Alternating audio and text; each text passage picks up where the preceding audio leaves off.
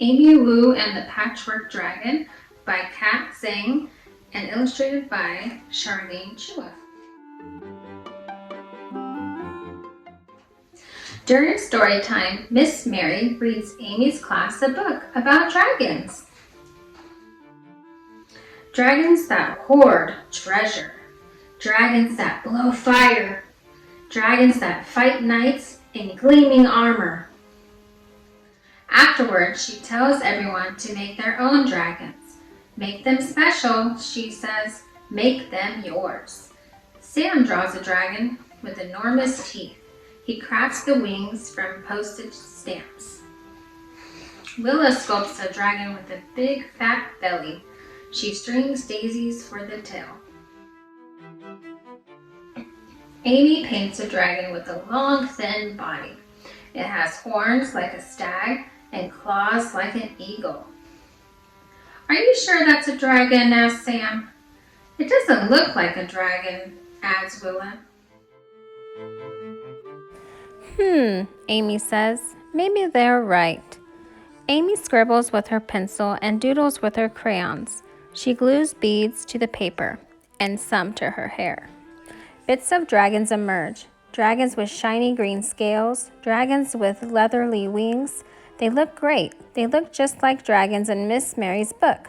But none of them work. None of them feel quite right. These dragons are not the dragons Amy wanted to make. Time to clean up, says Miss Mary. I'm not done, cries Amy.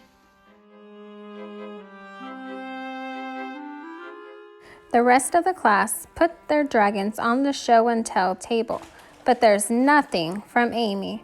Nothing at all. Willa and Sam come over after school, but Amy can't even smile. Oh dear, says Amy's grandma. Why the sad face?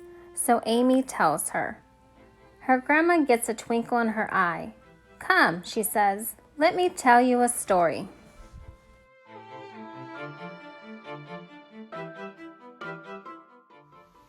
She tells them about dragons that bring down the rain. Dragons that are wise and just. Dragons that fly without wings. Amy runs to the attic. She remembers where she got the idea for her dragon. She pulls out something red and yellow, something with a big fat snout and golden horns. A dragon, gasps Sam and Willa. A dragon, agrees Amy. Amy's grandma puts on the costume's head and Amy puts on the tail. Together they dance down the attic steps and roar through the house. Maybe you can bring it to school, says Sam. Please, please bring it to school, begs Willa. Says Amy. She thinks about the dragons in Miss Mary's book. She thinks about the dragons in Grandma's story. Bringing this dragon to class would be great, but there's something missing. Something to make the dragon Amy's.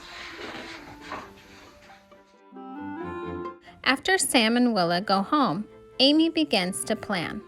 She shows her sketches to her family. Will you help me? She asks. They measure out fabric and cut it into the shape. They carve a cardboard frame and fasten the cloth. Amy knots together 3 silk scarves. Then she adds some beads and some glitter and a little more glitter just because.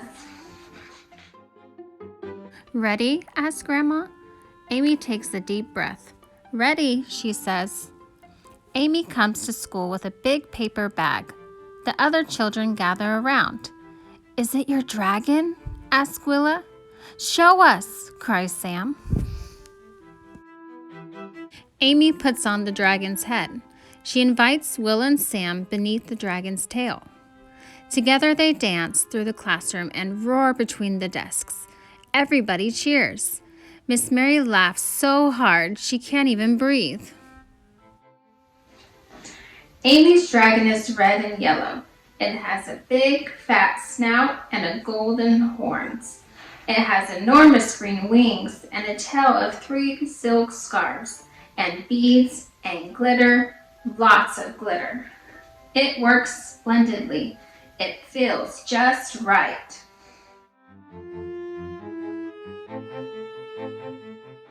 It is exactly the dragon Amy wanted to make.